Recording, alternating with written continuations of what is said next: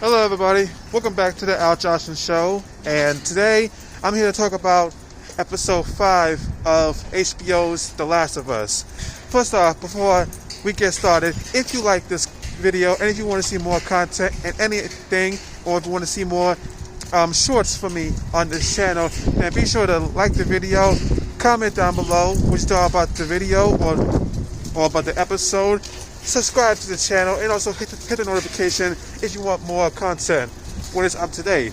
With that, let's get started. So yeah, today, episode 5 of The Last of Us. Woo! Man, do I love this show. Do I love this show. Folks, this episode was phenomenal. Every sense of the word. Phenomenal with a capital P. First off, where do I start, man? Where do I start? Man, okay, so the acting, again, phenomenal. No, wait, correction. The acting, incredible. Joe, Ellie, Sam, Henry, and surprisingly, Kathleen, played by Melanie Linsky from the show Yellow Jackets. Really great acting, really great storytelling, really great dynamics all around. There's something about this episode and the way it came off that really impressed me. I really enjoyed the cinematography. I really enjoyed the production design. I enjoyed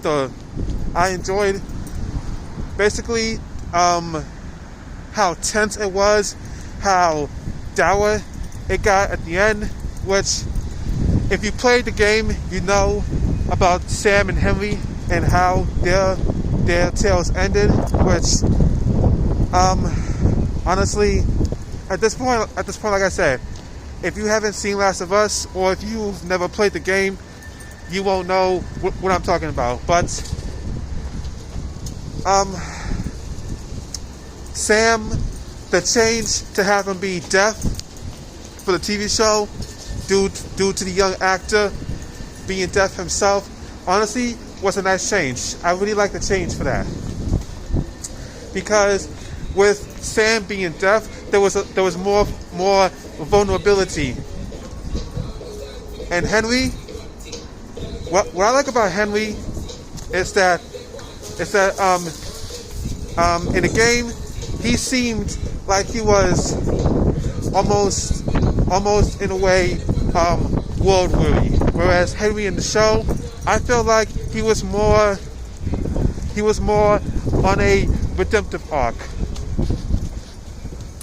And also, what I really liked more than anything, sorry, my dog. What I also really liked more than anything was basically the nighttime sequence with the sniper, and also with Kathleen. Finally confronting Henry about what happened to her brother. And as soon as it looked like it's over for our team,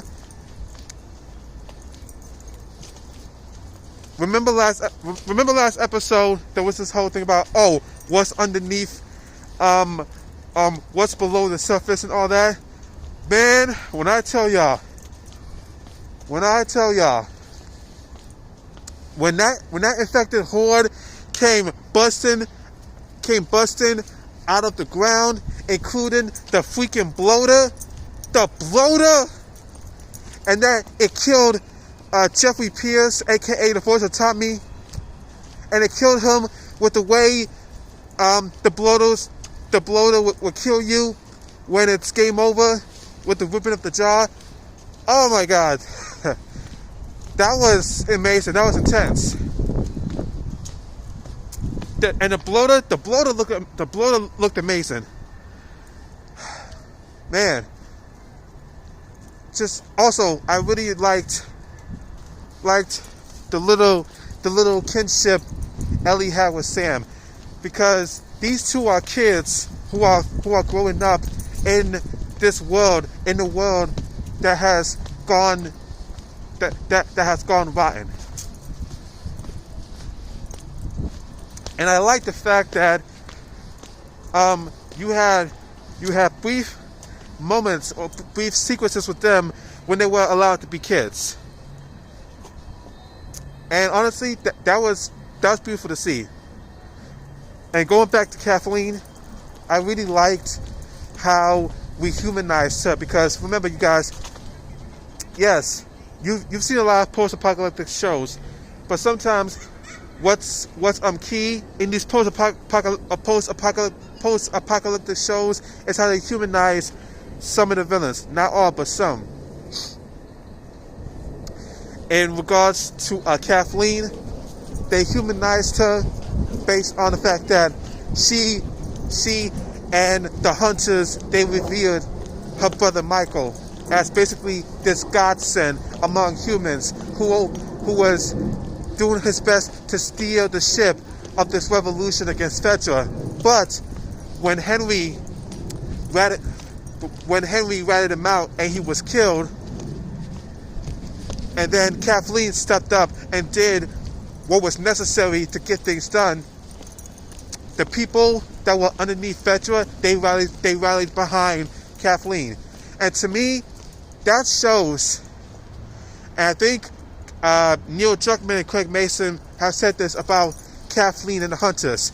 When you overthrow Fedra, when you overthrow basically the people that were oppressing you, you become just as bad as your oppressors. You become just as bad as them. And I agree with that. Kathleen, really ruthless. Very ruthless. I mean, the line she told Henry's like, but Sam's a kid. Well, kids die, Henry. That's what happens. They die all the time. So it was like so nonchalant the way she said it. But the end of the episode. Like I said, if you don't know Last of Us, if you don't know the tale of Henry and Sam,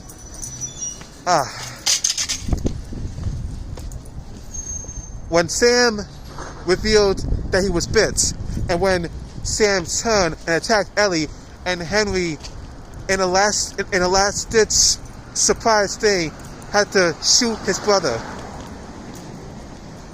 and then after doing that, realizing what he done, and took himself out. No lie, y'all, I almost broke. I almost broke. That hurt. That hurt to watch. But what also hurt to watch is after Sam and Henry were buried. Because Sam is deaf, he had this little paper thingy where he had to write because he couldn't talk. Ellie took the thing and placed it on Sam's tomb, basically his grave, writing, "I'm sorry." Like I said, y'all, I almost broke. That was hard to watch. It was hard to watching gameplay of that moment. It was hard playing it, seeing it in real time, even though I already knew it was coming, and it hurt seeing it in live action. But that's how good the acting is. That's how good this show is. Where like people like Henry and Sam, who only were for around 1.5 episodes, and they had an impact on me.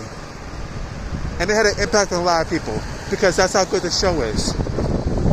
But folks, ain't much more I can tell. This episode was amazing. To me, 8.5 out of 10. This was a phenomenal episode.